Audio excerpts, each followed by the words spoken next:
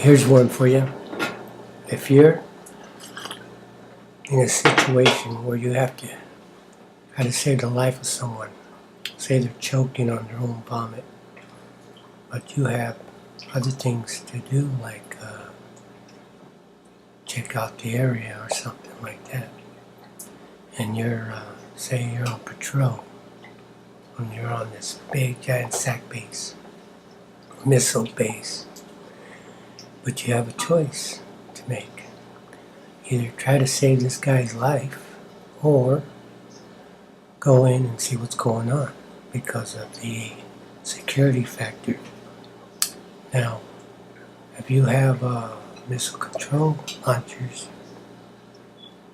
in the area and you're trying to do the national security thing, okay, I would say forget the guy laying on the ground choking on his own vomit and go in. Call him for backup and go in. Wow. Sometimes it doesn't work that way because the human factor kicks in. So instead you try to save the life of the guy, and in the process he regurgitates about this much of his own vomit, and you swallow it, and he does it again, and you swallow it.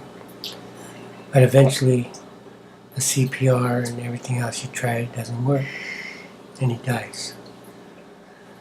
So now backup comes, and you're sitting there on the ground with this guy in your hands. They ask you, wait, did you check the area out? So, well, I'm busy trying to save this guy's life. Says, okay, stay here. You don't look good. So they go in, check out the area, everything's good. But the whole base is on alert.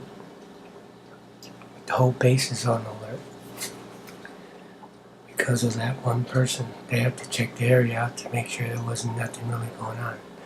It just happened to be that this guy came out from the NCO club, drunk, fell down on the ground, and that's when I found him while I was on patrol. It was like 0400 hours. What was this guy doing out there at 0400 hours? Well, never made it home after the NCO club closed. Anyway, you would think, okay, you'll get over it. Well, that's why I went off base for a while, get on leave, 30 days. To work this thing out, because it bothered me. I was only 20 years old at the time. One thing led to another. You would think I'd be, hey, this guy needs to get off base. Okay, so they gave me 30 days. Now here's the funny part. While going off base, the base colonel was behind me. I didn't know this. I just needed to get off base. So I was going a little fast. Maybe, I don't know. Base colonel said I was. He was following me. And he was flashing his lights off and on to try to stop me. As I was going maybe 5 miles over the speed limit. Wow. This guy must have been really ticked off when he didn't catch me, because the person in the front at the gate knew me. MP knew me. Flagged me off. I went off base. I went to my house, my home in California, where I stayed there for 30 days to recuperate. I was feeling good. The things that happened on base, I didn't even think about. But when I got back, I can't believe that this base colonel was waiting for me. After 30 days, he was still waiting for me. He had me arrested. As soon as I got on base, he had me arrested for speeding. After 30 days, wow, talking about vengeance here. Whoa. Vindictive guy. I mean, his career wasn't on the line here. Mine was. And now I'm seeing it going out the window. If I wasn't developing PTSD at the time,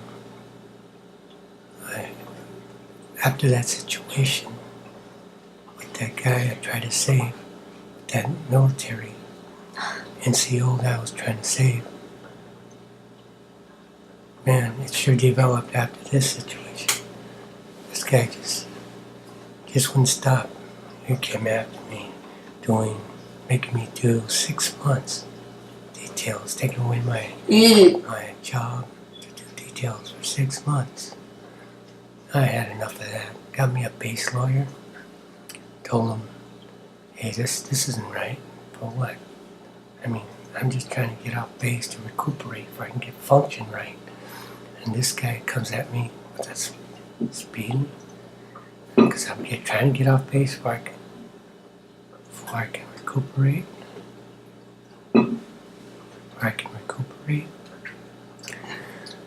So they told him, the colonels, the lawyers, told this base colonel, hey, this isn't right. Give him his job back. So the base colonel, man, he had to eat it. And I got my job back. But he wouldn't stop. He got some major, to tell me that if I don't get out, we don't want you here. If you don't get out, you're not going to be able to get promoted. You're not going to be able to work. He's not going to stop until you're out. And so, my advice to you is to get out now. Sign these papers. He had some papers in front of me.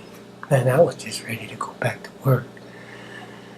Got these papers signed, and you can get out with all your benefits.